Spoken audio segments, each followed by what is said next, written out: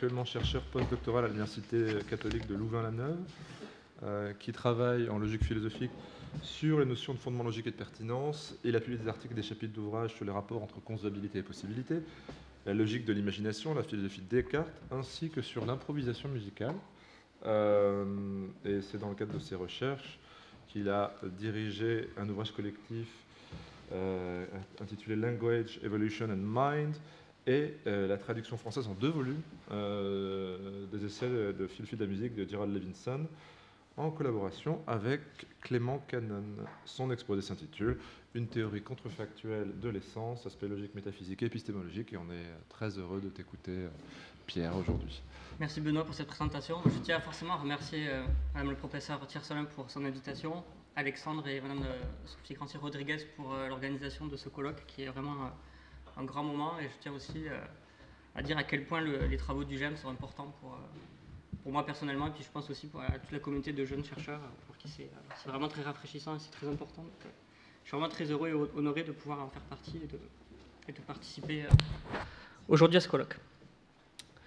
Alors, donc je vais parler en français et j'aurai des diapositives en français. J'ai préparé un exemplier en anglais où les principales étapes de l'argumentation sont représentées. Alors ça reste assez schématique, donc j'espère qu'entre la version visuelle et la version écrite en anglais, ça suffira. Alors, il y a une omission dans l'exemplier. So there's an omission in the handout because after hearing Sonia's talk, I remember that I needed to address an objection from her. So I added it in the presentation, but I couldn't add it in the handout because it was already printed. So I will signal that. Je reprends en français, donc voilà, j'ai rajouté un point dans la présentation après avoir imprimé l'exemplier. Et donc c'est pour ça qu'il y a un mismatch entre les deux. Alors, venons-en plus précisément à ce qui va nous intéresser aujourd'hui.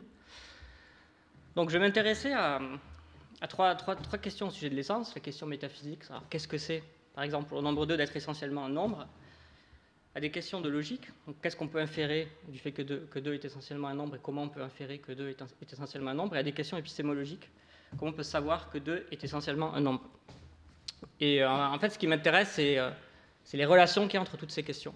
Donc je vais ni faire un exposé de métaphysique, ni faire un exposé de logique, ni faire un exposé d'épistémologie, je vais faire un peu des deux, un peu des trois à la fois, en quelque sorte.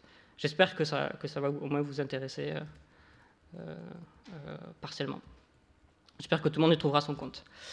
Cet exposé, c'est aussi une manière de répondre à un défi qui a été posé par Nathan ce matin, qui est d'étendre au domaine de l'essence une épistémologie contrefactuelle de la nécessité. Donc c'est un peu ce que je vais faire. Donc je vais essayer de répondre en fait au défi qui a été lancé par Nathan ce matin.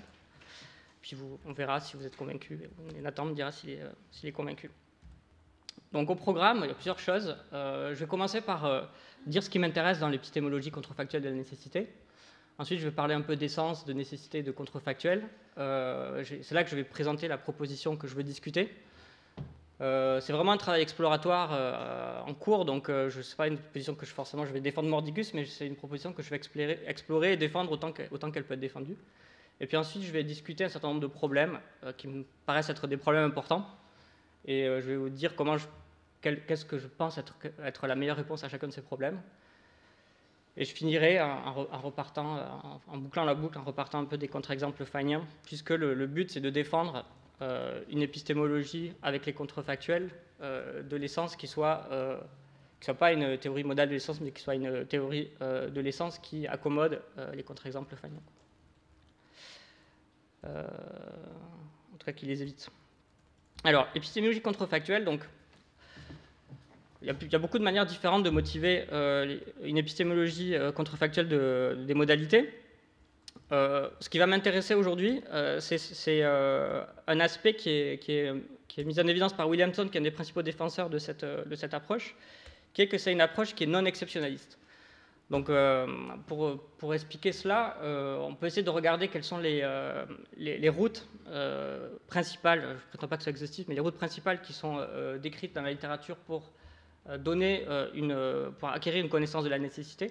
Et on voit qu'on fait appel à des facultés sui generis qui apparemment ne sont impliquées que par les philosophes quand ils veulent développer des connaissances philosophiques, donc intuition a priori, réflexion sur des concepts impliqués par un certain type de principes particuliers qui sont des principes de possibilité. Dans le cas de l'approche kripkeenne, bon, certes, il y a la collection de données empiriques, mais on a aussi besoin d'un conditionnel essentialiste qui est obtenu par analyse philosophique. Et donc certains philosophes, dont Williamson, estiment que ça rend la connaissance philosophique trop bizarre, trop sui generis, trop exceptionnelle, et qu'on voudrait pouvoir dire que les philosophes ne sont pas si exceptionnels que ça, ils n'ont pas un cerveau aussi différent que le cerveau des scientifiques. Donc c'est une manière de ramener la connaissance philosophique sur Terre, entre guillemets. En tout cas, c'est comme ça qu'on peut le motiver. Alors comment on peut faire ça? On peut faire ça en utilisant la logique des contrefactuels.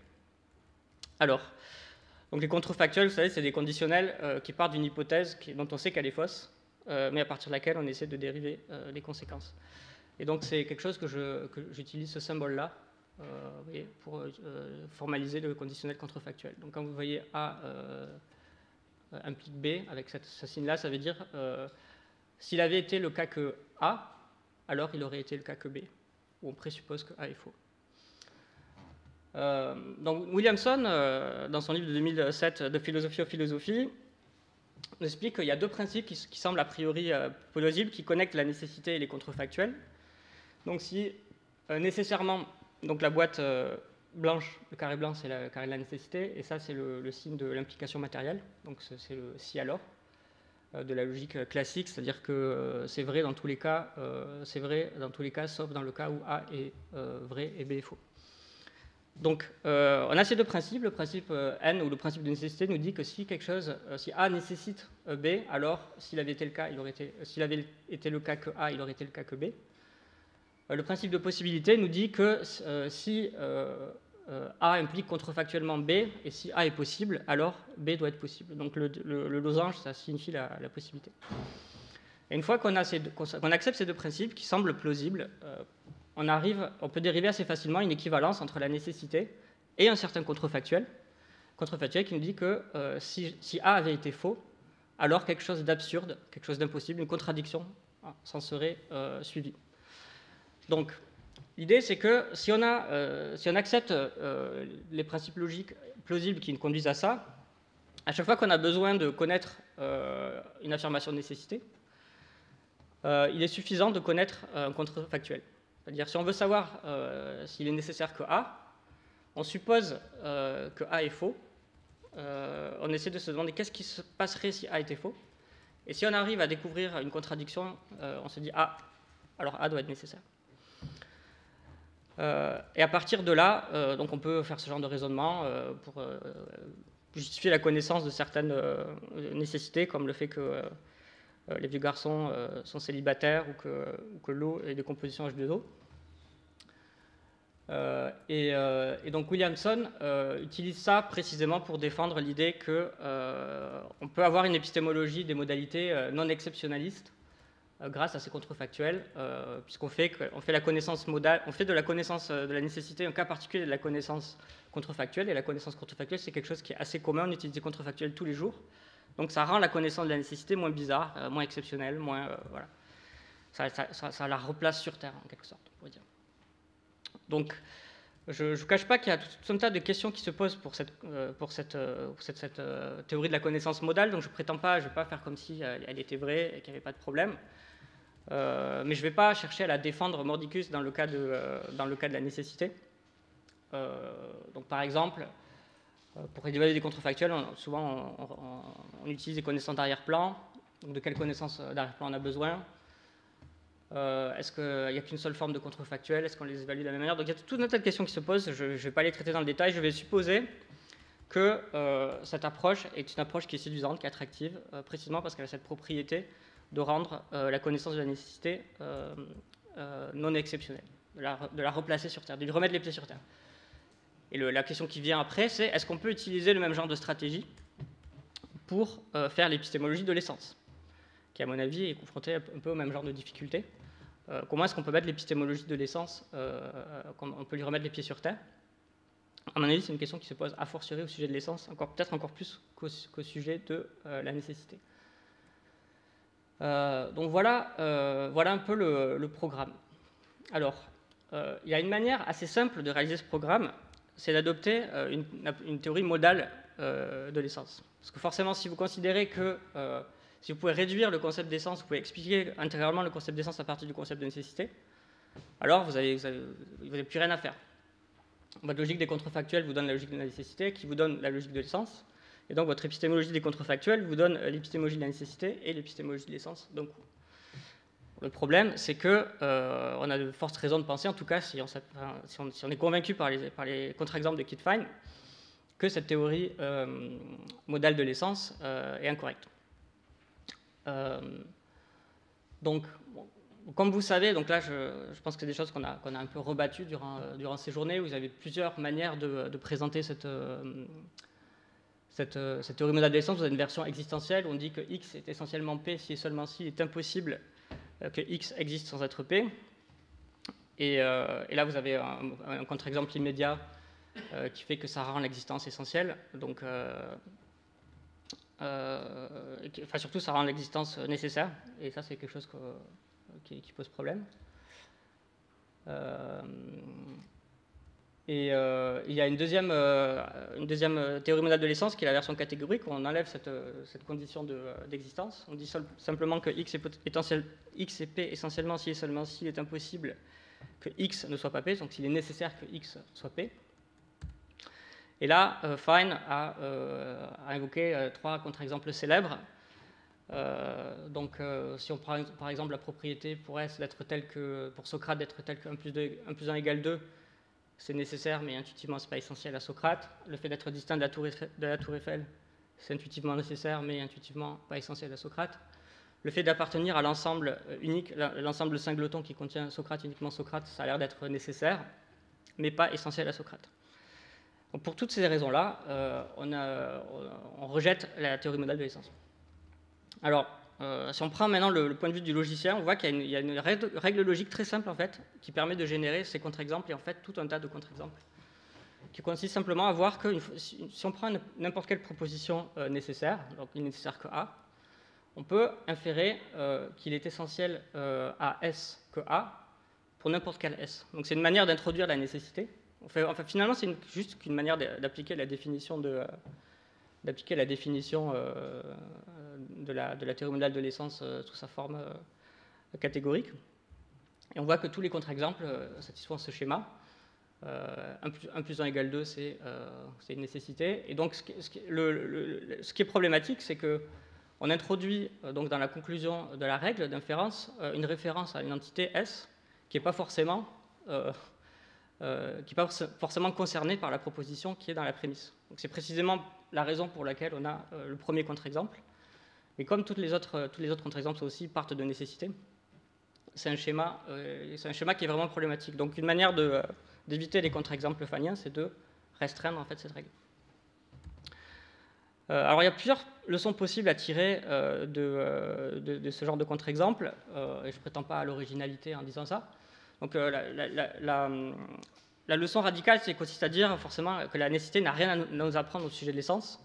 Donc ça, c'est la position qu'avait Fine dans l'article de 94, où il dit non, il faut tout changer, il faut même inverser le point de vue et dire que c'est au contraire la nécessité qui doit être éclairée par l'essence.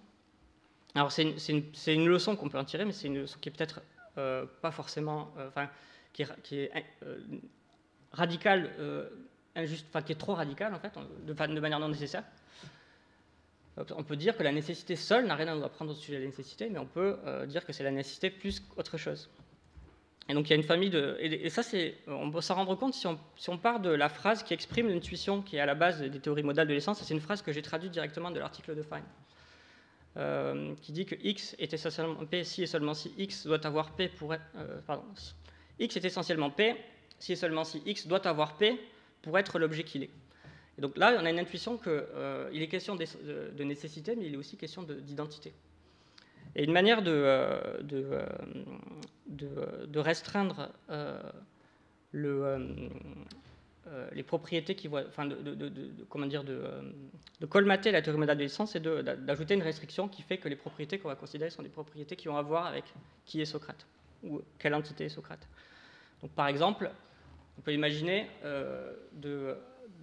d'enrichir la règle d'inférence qu'on avait plus tôt et de poser une restriction sur le genre de proposition dont la nécessité va permettre d'inférer l'essentialité relativement à S, en disant où cette restriction est garantie que A soit entièrement au sujet de S et de rien d'autre. Donc si on fait en sorte qu'on ne prend que des nécessités qui sont entièrement au sujet de Socrate et seulement au sujet de Socrate, on pourra éviter tous les contre-exemples de Fine. Donc ça, c'est juste un exemple de stratégie qui essaie d'éviter les contre-exemples de Fine en gardant une approche modale, en réinjectant quelque chose qui a à voir avec de l'identité. Et ce que je veux proposer, c'est quelque chose qui est un peu dans cet esprit, mais qui est différent, puisque ça s'appuie sur des contrefactuels. Donc la théorie que je propose de discuter, on va dire, je ne sais pas si je la propose parce que je ne suis pas convaincu que ce soit la meilleure, mais en tout cas, c'est un mérite de discuter à mon avis. Elle dit que X est essentiellement P si et seulement si X n'avait pas été P, alors X n'aurait pas été X. Donc vous avez l'identité qui est niée dans le conséquent. Vous avez quand même un aspect modal, puisqu'on parle de contrefactuel, donc il y a un rapport fort entre la contrefactualité et la modalité.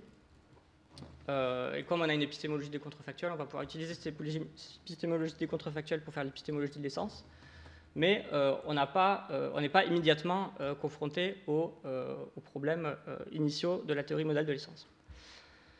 Et si on teste cette proposition avec des exemples simples, j'espère que vous êtes d'accord avec moi pour dire que c'est intuitivement convaincant. Si Socrate n'avait pas été humain, Socrate n'aurait pas été Socrate. Donc Socrate est essentiellement humain. Par contre, si je vous dis si Socrate n'avait pas été barbu, alors il n'aurait pas été Socrate, on a l'air de se dire que déjà ça sonne faux, et donc on ne va pas en déduire que Socrate est essentiellement barbu. Donc il y a à première vue, prima facie, ça a l'air d'être sur la bonne voie. Alors ça c'est un peu, comment dire, c'est pas sans ironie que je fais une citation d'une recension qu'a fait Richard Rorty du livre de Scott Soames, consacré à l'histoire de la philosophie analytique au XXe siècle. Mais il donne une paraphrase en fait des idées de Kripke, qui me semble globalement juste, en tout cas dans les grandes lignes, et il utilise précisément ce genre de tournure. Donc je vous passe les détails, mais il dit par exemple, for whales would not be whales if they did not have a certain DNA sequence, just as water would not be water if it were not made of hydrogen and oxygen. Donc c'est juste pour vous dire que ce genre de tournure que je propose, vous pouvez me dire, elle est un peu bizarre parce que vous avez l'air de nier une identité dans le conséquent. Mais en fait, c'est des choses qui existent, qui existent dans le langage philosophique. Et c'est des choses qui existent aussi dans le langage naturel, je verrai des exemples plus tard de ça. Donc maintenant, j'ai mis sur la table la proposition, maintenant je vais essayer de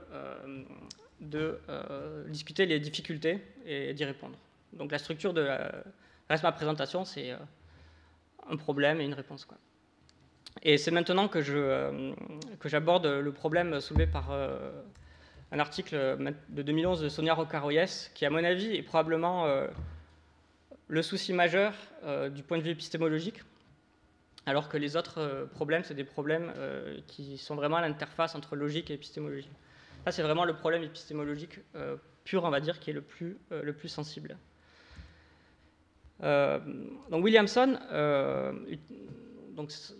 on peut faire partir ça d'une citation de Williamson qui nous dit que quand on fait du raisonnement contrefactuel et quand on nie un élément de la réalité, pour arriver à tirer une conclusion contrefactuelle, on est quand même obligé de mobiliser des connaissances d'arrière-plan qu'on a au sujet de la réalité et de les arranger de manière cohérente avec la supposition contrefactuelle qu'on a faite.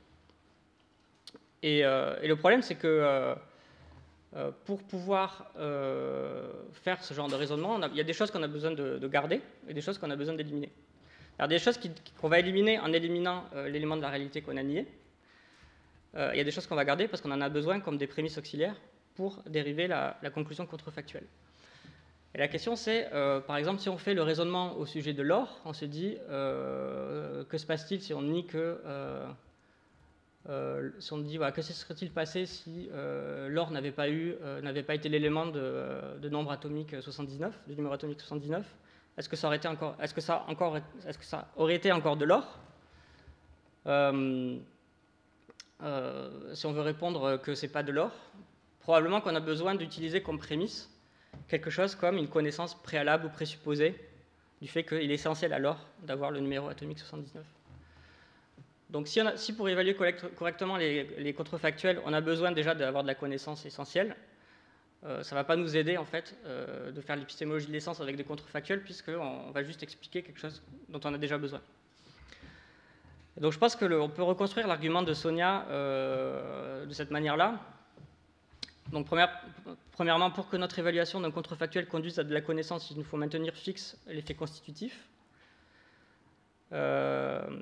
Si nous maintenons l'effet constitutif juste par chance, si par hasard on a maintenir les bons faits constitutifs, alors notre évaluation d'un contrefactuel peut être juste, mais elle sera juste par chance, donc ce ne sera pas de la connaissance.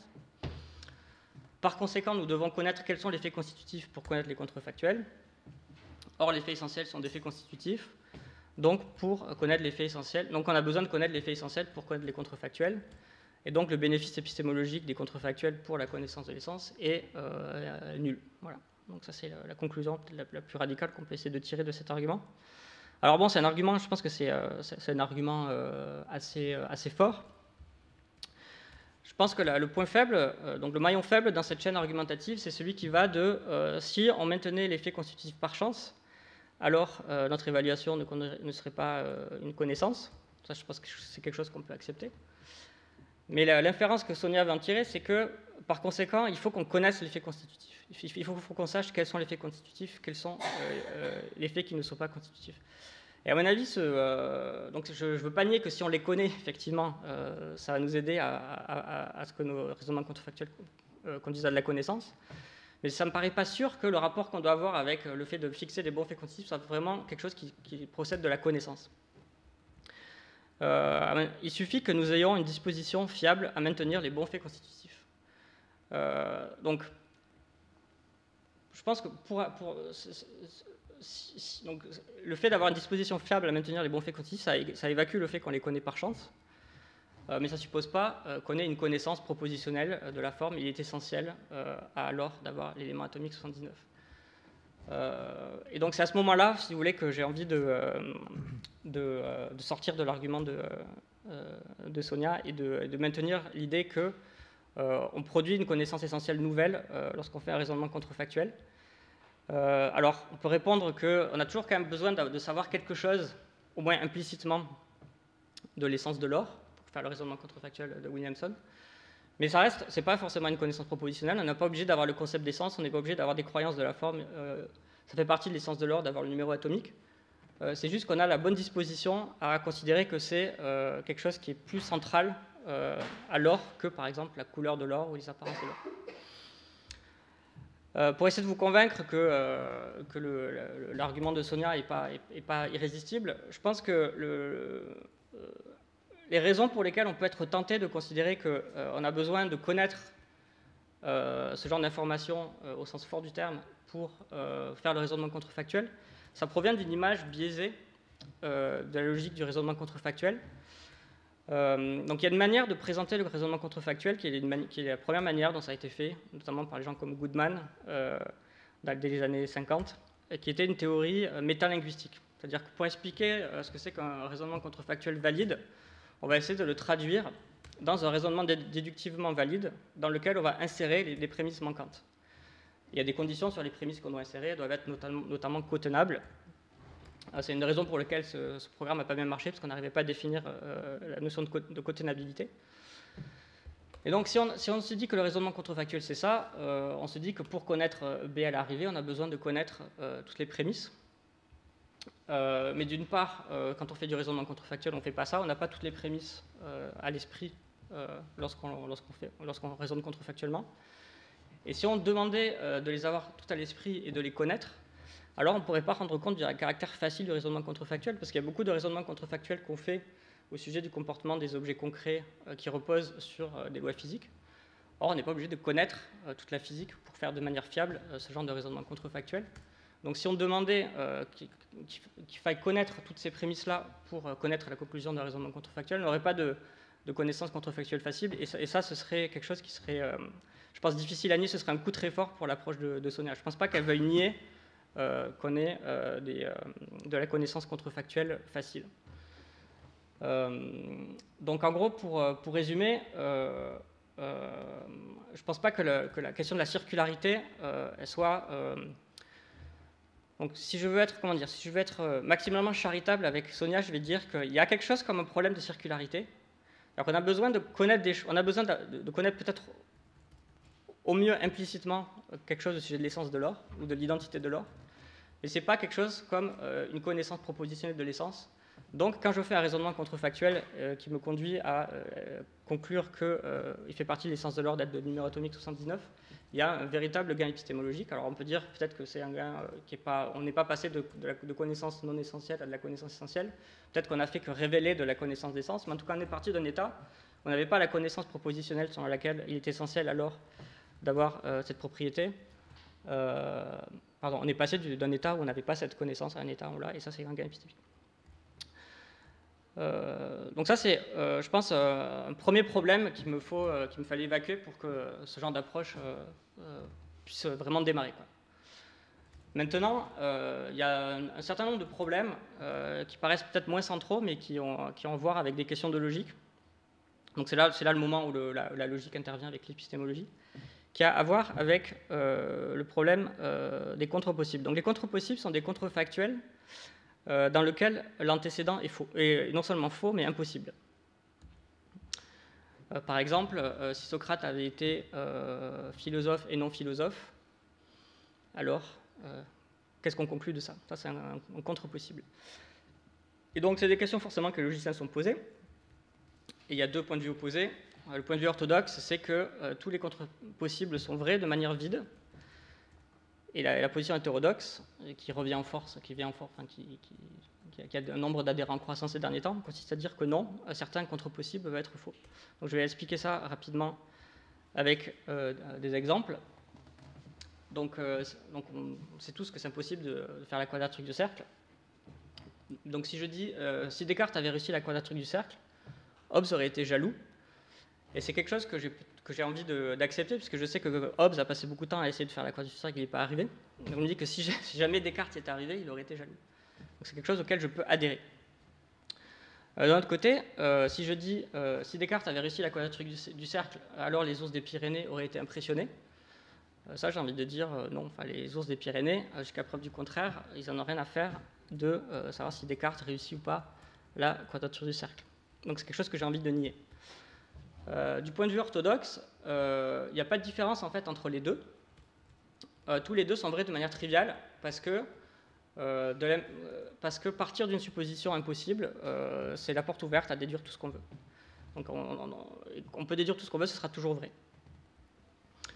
Et en fait, c'est une vision qui fait un parallélisme entre la notion de vérité vide, en fait, c'est une notion qu'on connaît de la logique élémentaire, de la logique du premier ordre. Donc quand on fait une généralisation conditionnelle à partir d'un prédicat qui est vide, qui n'a pas d'instance, alors on peut en conclure ce qu'on veut. Donc, par exemple, s'il n'y a pas de cercle carré, on peut en conclure que tous les cercles carrés sont des bananes. C'est quelque chose qui c'est vrai de manière vide, parce que précisément il n'y a pas de cercle carré, donc a fortiori on peut dire ce qu'on veut de tous les cercles carrés. Donc c'est un phénomène qui est bien connu de la logique classique. On a le même phénomène en logique modale. Si on part d'une proposition qui est impossible, alors elle implique nécessairement ce qu'on veut, puisqu'il n'y a aucun monde possible dans lequel elle est vraie, donc a fortiori, dans tous les mondes possibles où elle est vraie, n'importe quoi est vrai aussi. Dans tous les mondes possibles où un cercle est carré, c'est un monde possible où le président Macron est une top trotskiste. C'est quelque chose que je peux dire. Voilà, c'est vrai. C'est peut-être pas très intéressant, mais c'est vrai. Et on a le même phénomène avec les contrefactuels. En particulier, si on adopte l'analyse classique, qui consiste à utiliser une théorie des mondes possibles. Donc l'analyse classique nous dit que le contrefactuel A implique contrefactuellement B est vrai, si dans les mondes possibles les plus ressemblants au monde réel, parmi lesquels Descartes réussit la quadrature du cercle, tous sont des mondes possibles où les ours des Pyrénées sont impressionnés. Comme il n'y a aucun monde possible dans lequel Descartes réussit la quadrature du cercle, a fortiori, tous ces mondes-là, et si on prend dans ces mondes-là, même ceux qui sont plus proches du monde réel, mais en fait il n'y en a pas, donc ça changerait, tous sont des mondes, on peut dire que tous sont des mondes où les ours des Pyrénées sont impressionnés. Donc c'est pour cette raison que si on note la théorie des mondes possibles pour les contrefactuels, on est obligé d'adopter la position vacuiste. Donc l'hétérodoxie consiste à dire que non, ce n'est pas toujours le cas. On peut avoir des contrefactuels avec des antécédents impossibles et pas être obligé d'accepter n'importe quel conséquent. Et une des motivations pour défendre la position hétérodoxe, c'est que ça a l'air d'être le sens commun. Comme je vous l'ai dit, je vous donne des exemples, ça a l'air faux de conclure certaines choses de l'hypothèse contre-possible sur laquelle Descartes réussit la quadrature du cercle. Donc ça a l'air d'être le sens commun. Et on peut essayer d'expliquer de faire une théorie de ce genre de contrefactuel en ajoutant des mondes impossibles à des mondes possibles. Parce que dans tous les mondes impossibles où Descartes réussit la quadrature du cercle, il n'y a pas forcément, c'est pas toujours le cas que les ours des Pyrénées sont impressionnés. Alors, bon, maintenant j'en reviens aux théories contrefactuelles de l'essence, et vous allez voir tout de suite le problème. Donc, supposons qu'on aille avec l'orthodoxie, qu'on adopte le vacuisme, alors on ne peut pas éviter les contre-exemples feiniens. Pourquoi?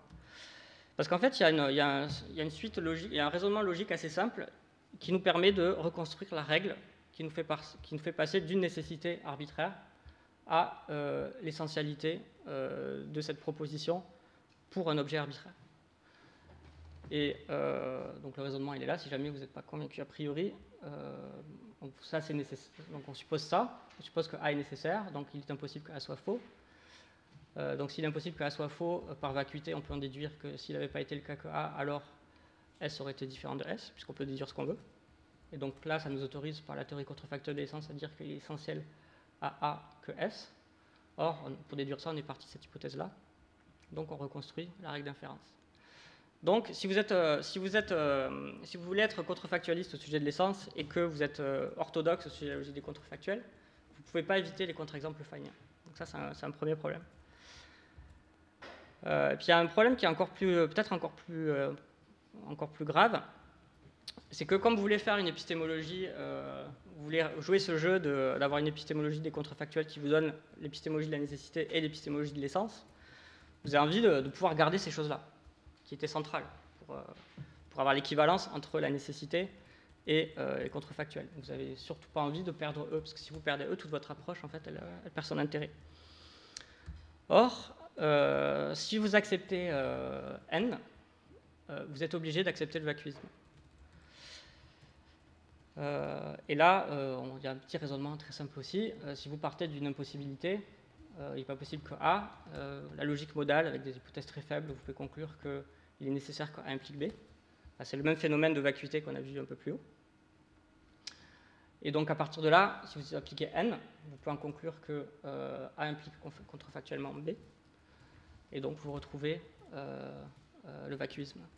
Donc c'est à partir d'une hypothèse contrefactuelle impossible, on peut déduire ce qu'on veut. Donc du coup, vous voyez que la position orthodoxe en matière de logique contrefactuelle et l'épistémologie des contrefactuels à la Williamson ne font pas bon ménage. Williamson, qui est un bon logicien, qui est un philosophe qui est la plupart du temps cohérent, il a choisi son camp. Et donc lui, il défend la position orthodoxe en logique contrefactuelle. Et à ma connaissance, il ne défend pas une théorie contrefactuelle de l'essence. En tout cas, s'il défendait une théorie contrefactuelle de l'essence, il serait obligé de défendre une théorie modale de l'essence, en fait, puisqu'elles se rencontrent, elles se confondent, si on accepte ces hypothèses-là. Donc du coup, on est confronté à un dilemme. Soit on accepte M et on succombe au contre-exemple feynien, soit on renonce à N. Et alors, on ne sait pas trop comment, on peut garantir l'immunité au contre-exemple feynien, mais on risque de perdre l'attrait de l'épistémologie contrefactuelle, puisqu'on n'a plus l'équivalence, donc ça ne marche pas bien. Alors, comment on peut se sortir de ce problème? Alors, on peut faire appel à... Donc, si on veut être hétérodoxe, on va faire appel à des mondes impossibles. Donc là, je suis une proposition qui vient de Francisco Berto, Graham Priest, Rohan French et Dave Ripley, qui ont écrit un article à 4 pour expliquer que Williamson avait tort au sujet des contrefactuels.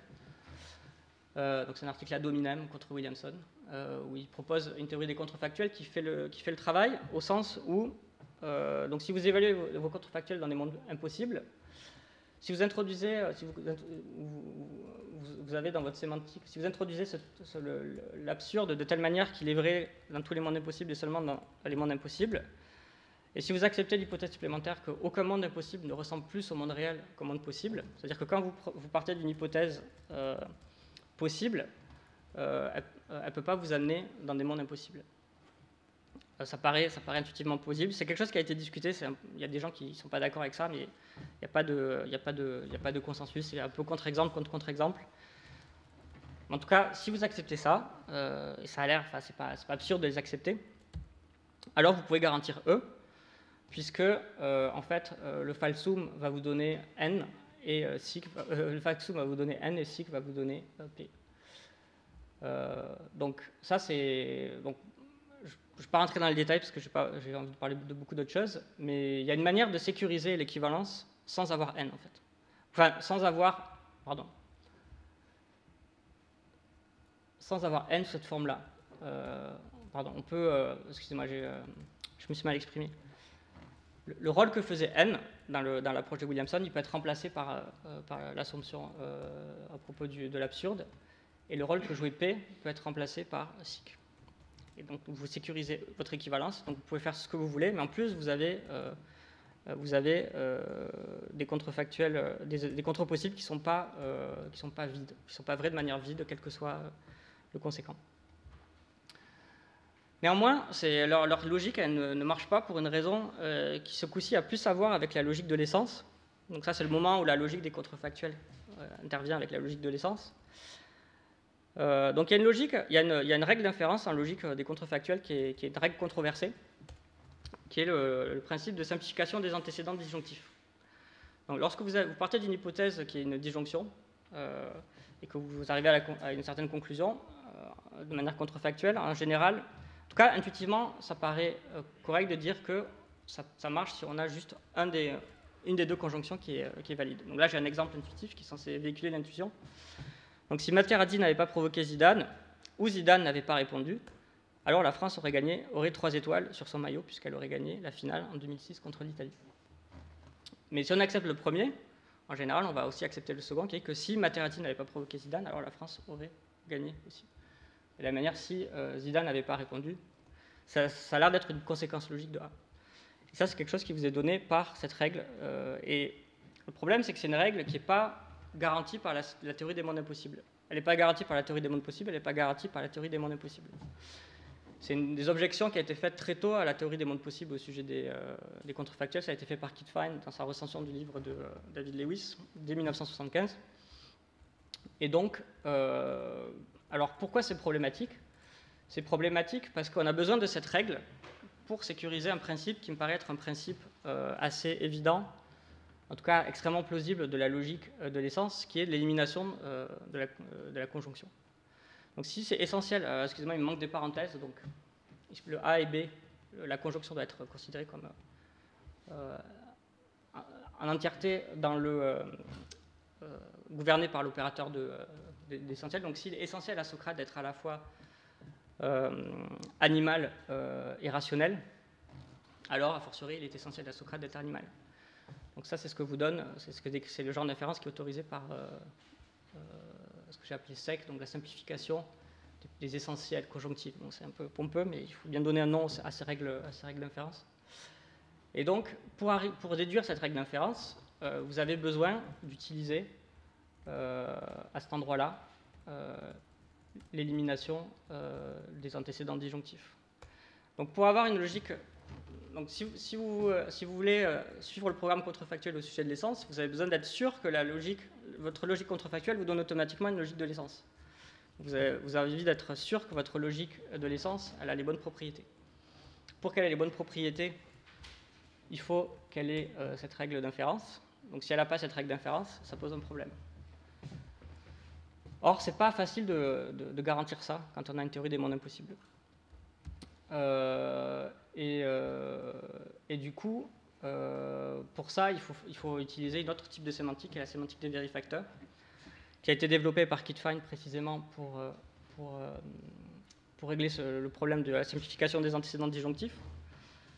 Et donc ça, si vous voulez, c'est la réponse que je donne à la première grande question, qui est la question des contre-possibles. Donc si vous voulez une logique des contrefactuels qui traite bien les contre-possibles et qui vous donne la bonne logique de l'essence, vous avez besoin au moins de suivre ce genre de sémantique.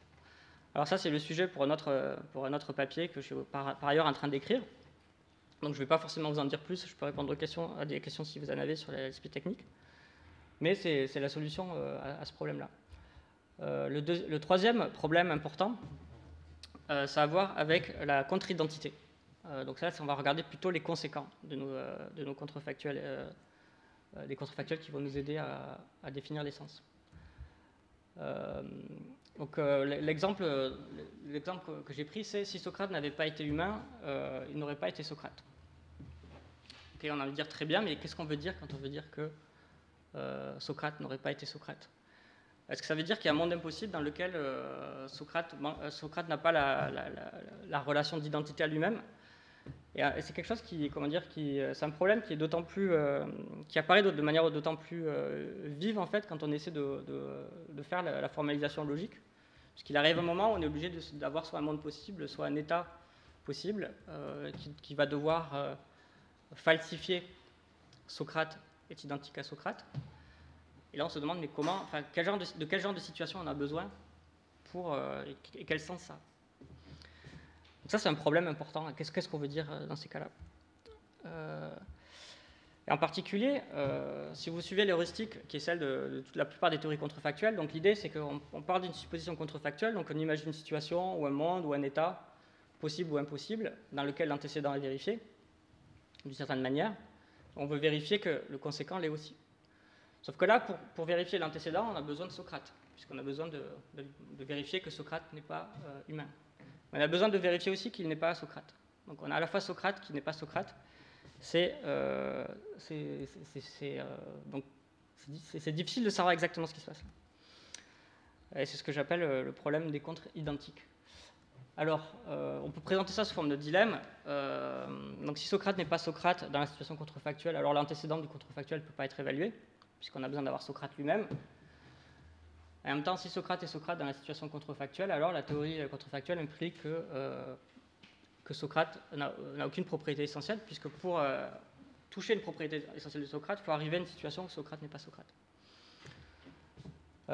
Donc, du coup, ça a l'air d'être insoluble de rendre cohérente, de donner une analyse cohérente de ce genre de conditionnel, qui, malgré tout, arrive dans le langage naturel, il arrive dans le langage des philosophes, en tout cas sous la plume de Rorty.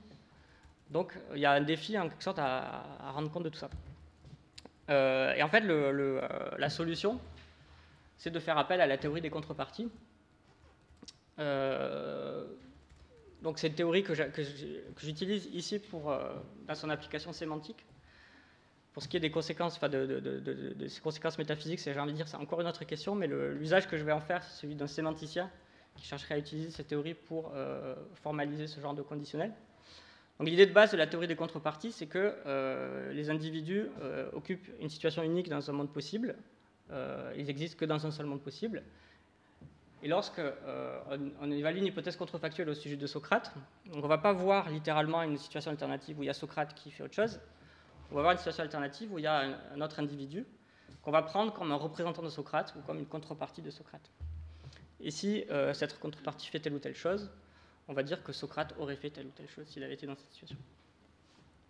Et donc du coup, il faut reformuler un peu la manière dont on va évaluer nos contrefactuels.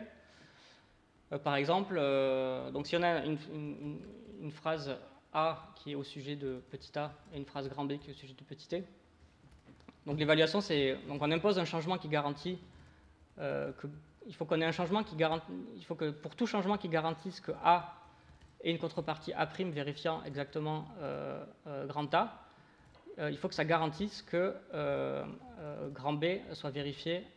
Excusez-moi, non, enfin bref, j'ai utilisé une formulation un peu trop compliquée, mais en gros, Ce qu'il s'agit de vérifier, ce n'est pas quelque chose du sujet de Socrate, c'est quelque chose du sujet de la contrepartie de Socrate. Donc ça complique un peu la formulation de la théorie, mais c'est quelque chose qui est bien connu par tous les sémanticiens qui utilisent la théorie des contreparties.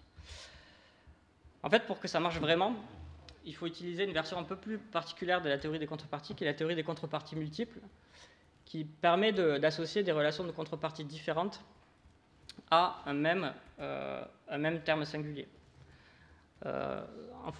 Donc un même terme singulier qui va avoir plusieurs occurrences au sein du même conditionnel contrefactuel va pouvoir être associé à plusieurs contreparties dans différentes circonstances alternatives. Et ça, c'est une idée qui a été utilisée notamment par Alexandre Kokurek dans un article 2018 pour parler des contre-possibles et qui, à mon avis, fonctionne assez bien, même si c'est des contre-possibles différents que les contre-possibles qui nous intéressent ici. Et donc, une manière de se convaincre rapidement, parce que je n'ai pas énormément de temps pour tout expliquer dans les détails, mais pour se convaincre rapidement que c'est une voie qui est prometteuse, on peut comparer deux contre-possibles, un qui dit « si j'étais toi, je voterais pour moi », et l'autre qui dit « si j'étais toi, je voterais pour moi-même ». Donc, peut-être il faut s'imaginer deux candidats à l'élection présidentielle, ou peut-être pas, enfin deux personnes qui, voilà, il y a un vote. Et donc, lorsque je dis « si j'étais toi, je voterais pour moi », je ne veux pas dire, ça n'implique pas que si j'étais toi, je voterais pour moi-même. C'est deux assertions complètement différentes. La première, elle dit si j'étais à ta place, je voterais pour. Donc, moi, je suis candidat A, et si j'étais à ta place, je voterais pour le candidat A. Alors que la deuxième dit si j'étais à ta place, moi je suis candidat A, toi tu es candidat B. Si j'étais à ta place, je voterais pour A, je voterais pour moi-même. Donc, il y a une différence entre affirmer l'identité à soi et affirmer l'identité, même si syntaxiquement elle est réalisée d'une manière un peu subtile, puisqu'on a un pronom qui semble renvoyer à la même entité dans la première phrase, mais en fait, c'est deux pronoms qui doivent être associés à des référents différents. Et donc, cette théorie des contreparties multiples, elle explique bien ces contre-possibles-là. Et donc, du coup, on peut l'utiliser aussi pour éclairer le sens de contre-possible dans lequel vous avez une négation d'identité en position de conséquent. Donc je me suis mis à la recherche d'exemples dans le langage naturel de contrefactuels de la forme si telle et telle chose avait lieu, alors un tel n'aurait pas été un tel. Puis j'en ai trouvé une au sujet de Trump. Donc il dit que si, donc ils ont mis le conséquent en premier, mais du point de vue de la forme logique, on voit bien que c'est le conséquent.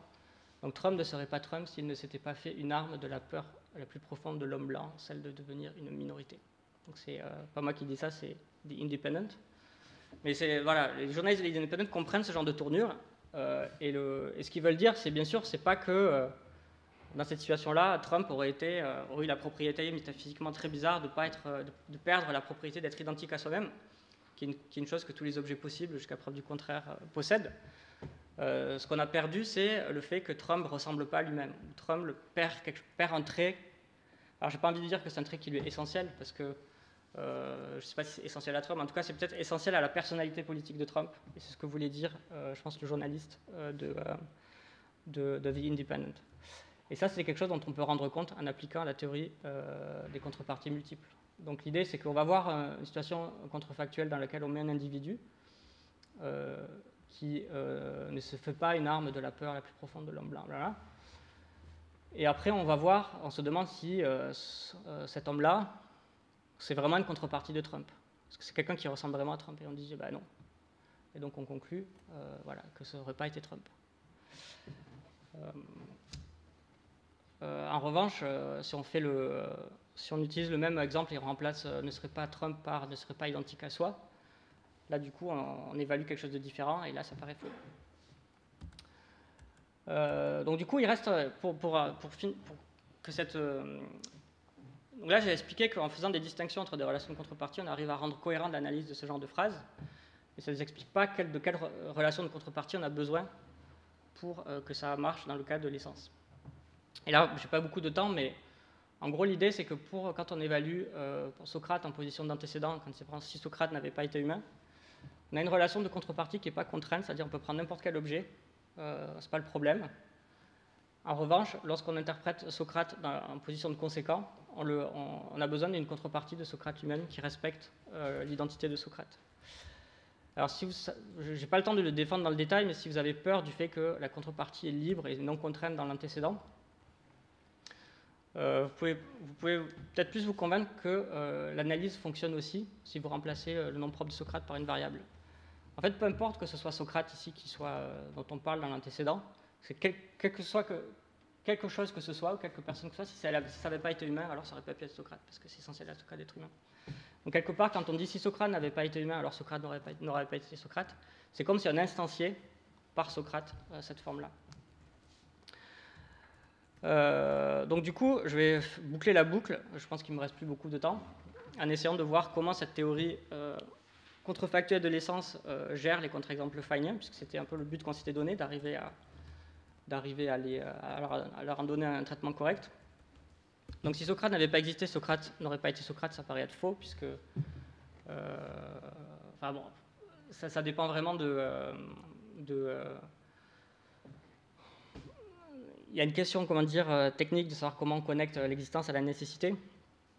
Mais en tout cas, il y a un sens très clair où ça paraît absurde de dire que si on accepte que si Socrate n'avait pas existé, Socrate n'aurait pas été Socrate, ça revient à lui attribuer, ça revient à exprimer l'idée que Socrate possède l'existence nécessairement. Peut-être on pourrait dire au sujet de Dieu que si Dieu n'avait pas existé, Dieu n'aurait pas été Dieu.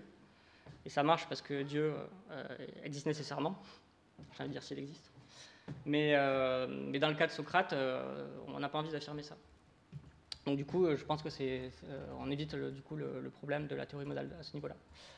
Au sujet de 1 plus 2 égale 4, ça paraît encore plus clair. Donc si Socrate n'avait pas été tel que 1 plus 1 égale 2, alors Socrate n'aurait pas été Socrate, ça paraît faux, on n'a pas envie de dire ça.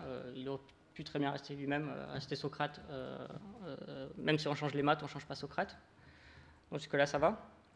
Alors dans le cas de la tour Eiffel, c'est beaucoup plus délicat, parce que si jamais, donc on dit, la question c'est est-ce que Socrate est... donc il faut dire, voilà, si Socrate n'avait pas été distinct de la tour Eiffel. Sauf que qu'est-ce que ça veut dire, Socrate, si Socrate n'avait pas été distinct de la tour Eiffel? Ça veut dire si Socrate avait été identique à la tour Eiffel. Et à partir du moment où on se met dans une situation où Socrate est identique à la tour Eiffel, ce sont deux choses très différentes, donc on peut se dire qu'on a des risques d'aboutir à quelque chose qui n'est plus du tout Socrate. Sauf que, comme on accepte des contreparties libres, on peut très bien réaliser cet antécédent. Là, je vais très vite, je n'ai pas le temps de détailler toutes les étapes, mais l'idée, c'est que pour arriver à conclure que cette propriété est essentielle à Socrate, il faut que, de toutes les manières de réaliser l'antécédent, on aboutisse à une situation dans laquelle Socrate n'est pas Socrate. Ce qu'on a besoin de manipuler, c'est seulement l'identité numérique entre Socrate et la tour Eiffel. On ne manipule pas les propriétés de la tour Eiffel, on ne manipule pas les propriétés de Socrate. Donc il y a dans l'espace de toutes les situations possibles et impossibles, une situation dans laquelle la tour Eiffel est juste identifiée à Socrate. Donc c'est une situation où la tour Eiffel, c'est un philosophe grec, voilà, qui n'a aucune des propriétés qualitatives de la tour Eiffel, qui n'a que des propriétés qualitatives de Socrate. Et dans cette situation-là, au moins, on n'a aucune raison de dire que ce Socrate-là, qui est identique à la tour Eiffel, n'est pas Socrate. Donc c'est comme ça qu'on évite le contre-exemple. Et pour ce qui est de... Ouais, c'est la dernière slide. Donc, pour ce qui est du cas du singleton, donc il faut aller voir un état impossible où on a Socrate, on a le singleton de Socrate, mais on n'a pas la relation d'inclusion entre les deux. Et on n'est pas obligé on peut juste être dans une situation impossible où la théorie des ensembles n'est pas la même. Et donc on supprime la théorie des ensembles, telle qu'on la connaît en tout cas. On n'est pas obligé de supprimer l'identité de Socrate. C'est comme ça qu'on arrive à éviter l'essentialité de l'appartenance de Socrate au singleton Socrate. Voilà, je vous remercie pour votre attention et j'attends impatiemment vos questions.